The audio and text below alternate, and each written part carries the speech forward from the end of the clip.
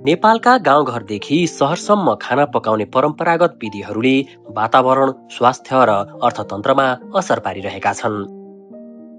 दाउरा जलाउँदा वनविनाश र प्रदूषण बढ्छ भने ग्यास आयात गर्दा धेरै विदेशी मुद्रा बाहिरिन्छ। यी समस्यालाई समाधान गर्दै नारी चेतना केन्द्र नेपालले दिगो ऊर्जा प्रवर्धन गर्दै विद्युतीय उपकरणहरूको प्रयोगलाई व्यापक बनाउन पहल गरिरहेको छ। संस्थाले हाल काठमाडौँ र काभ्रेपलाञ्चोक जिल्लाका सहरोन्मुख बस्तीहरूमा विद्युतीय प्रेसर कुकरको प्रयोगलाई व्यापक रूपमा प्रवर्धन गरिरहेको छ। दिगो आपूर्ति श्रृङ्खला निर्माण र माग वृद्धि गर्ने लक्ष्य सहित संस्थाले हालसम्म काठमाडौँको बुढा नीलकण्ठ, काभ्रेपलाञ्चोकको बनेपा, पनौती, धुलीखेल, नवबुद्ध नगरपालिका तथा बेथानचोक गाउँपालिकामा 1800 वटा विद्युतीय प्रेसर कुकर अनुदानमा बिक्री वितरण गरिसकेको छ। ग्यासको विकल्प खोजिरहेका समुदाय अहिले बिजुलीबाट खाना पकाउने सुविधाले निकै खुसी भएका छन्। धेरै नै फाइदा छ। अब किनभने अब अहिले हामी बिजी हुँदाखेरिको समयमा खाना बसालेर म तल बारीमा पनि काम गर्न जान्छु। अनि यति बेला जतिमा खाना पाक्छ भन्ने चाहिँ त्यहाँ टाइम दिएको हुन्छ यसैबाट।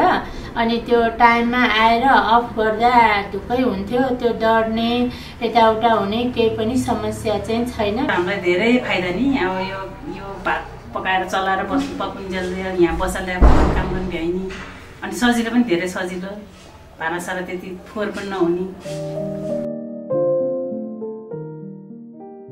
विक्रम सम्वत 2047 सालमा ग्रामीण महिला तथा बालबालिकाहरूको आर्थिक तथा सामाजिक विकासका लागि स्थापना भएको नारी चेतना केन्द्र नेपालले यस अभियानलाई थप प्रभावकारी बनाउन अनुदानमा बिक्रीका साथै संस्थाद्वारा प्रवर्धित सहकारी संस्थाहरू मार्फत सहुलियत ऋणको सुविधा समेत प्रदान गर्दै आएको छ। कार्यक्रम प्रभावकारी देखिएपछि स्थानीय पालिकाहरूले समेत यसलाई निरन्तरता दिने प्रतिबद्धता जनाएका छन्। सरकारवालाहरू बीचको समीक्षा बैठकमा स्थानीय सरकारका पदाधिकारीहरूले वार्षिक कार्यक्रममा यसलाई समेटेर अझ बढी विस्तार गर्ने योजना सुनाएका छन्। एक घर एक धारा, एक घर एक चर्पी टोयलेट भन्ने हाम्रो अवधारणामा हामी पुरा भएर आइरहेछ। अब यो विद्युतीय चुल्हालाई पनि एक घर विद्युतीय चुल्हा गरेर हामीले लानु पायो भने हाम्रो कति नोक्सान, यो ग्यासमा कति नोक्सान, यो बत्तीमा कति नाफा भन्ने कुरामा हामीले त्यसलाई मूल्याङ्कन गर्नुपर्छ। हाम्रा दिदीबहिनी, आमा भाउजूहरूको स्वास्थ्यको लागि चाहिँ अत्यन्त राम्रो कुरा हो। र यो सँगसँगै हामीले नारी चेतना केन्द्रले त धेरै राम्रो काम गरेको छ। ऊर्जा आयातमा भर पर्नुपर्ने हाम्रो देशमा आफ्नै लोकल उत्पादन अर्थात् विद्युतको माध्यमबाट जुन स्वस्थकर छ, प्रदूषण रहित छ, नेपाली आमाहरू, नेपाली दिदीबहिनीहरू, नेपाली गृहिणीहरूले स्वच्छ रूपमा र स्वस्थ तरिकाले खाना पकाउनको लागि विद्युतीय सामग्री उपयोग गर्ने हामी यसको कुरा आएको थियो। जुन पद्धतिको विकास हो, ऊर्जा आयातमा भर परेर देशको अर्थतन्त्र निखोक्रो पारिरहेका हामी नेपालीको लागि यो असाध्यै प्रेरणाको विषय छ।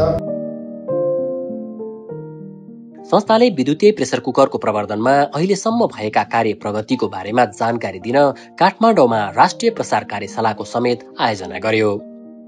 कार्यशालामा सहभागी सरकारवालाहरूले विद्युतीय खाना पकाउने प्रविधिको दिगो प्रवर्धनका लागि सरकार, निजी क्षेत्र र समुदायबीच समन्वय आवश्यक रहेको निष्कर्ष निकाले।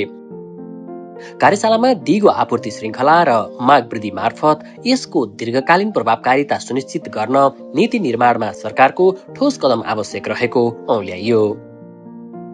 नागरिकहरूमा खुसी ल्याएको छ, खुसी छाएको छ।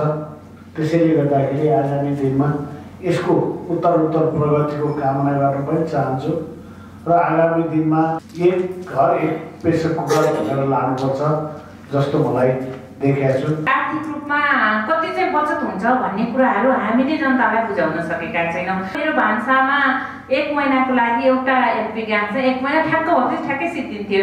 अहिले चाहिँ मेरो 4-5 महिना 6 महिना कि मेरो प्रायोरिटीमै त्यो एलपी ग्यास चाहिँ पर्दैन। मेरो घरमा अन्य उपकरणहरू पनि छन्, लुगा धुने मेसिन छ, टिभी छ, फ्रिज छ, आइरन छ, सबै गर्दा पनि मैले तिर्ने पैसा महिनाको कति भने 1800 देखि 2200 सम्म मात्रै हो। मैले एउटा एलपी ग्यास 1 महिनामा प्रयोग गर्दा मैले त्यसलाई 1900 रुपियाँ तिर्थेँ नि त।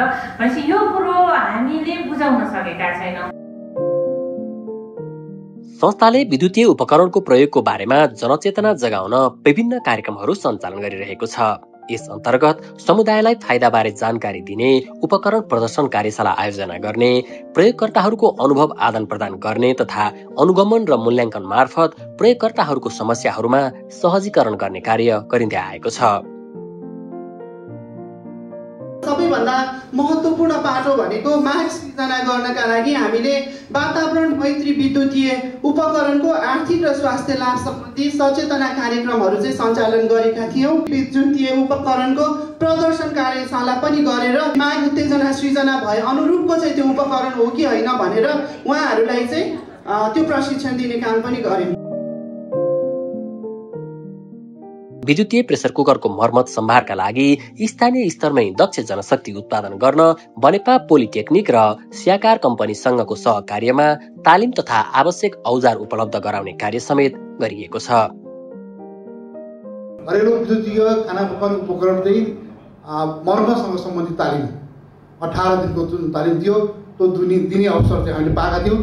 पक्कै पनि उहाँहरू सन्तुष्ट हुनुहुन्छ र उहाँहरूले चाहिँ मार्केटमा गएर हामीले दिएको तालिमलाई सदुपयोग गर्नुभएको छ होला भन्ने अपेक्षा मैले राखेको छु। बिक्री पछिको सेवाको लागि चाहिँ बिक्री तथा मर्मत केन्द्र स्थापना गर्न लागेका छौँ हामीले। यसको लागि चाहिँ नारी चेतना केन्द्र नेपालले अनुदान पनि दिने भन्ने कुरा गर्नुभएको छ। अनि अब धेरै सदस्यहरूलाई लैसकेपछि त भोलि समस्या आउन सक्छ, त्यसको लागि हामी बिक्री तथा मर्मत केन्द्र स्थापना गर्नेछौँ।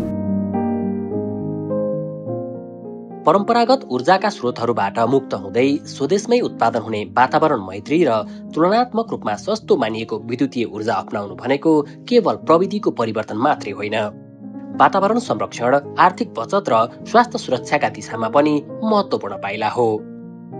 नारी चेतना केन्द्र नेपालको प्रयासले हजारौं परिवारलाई स्वच्छ, भरपर्दो र दिगो ऊर्जाको प्रयोगमा अग्रसर बन्न मद्दत गरिरहेको छ।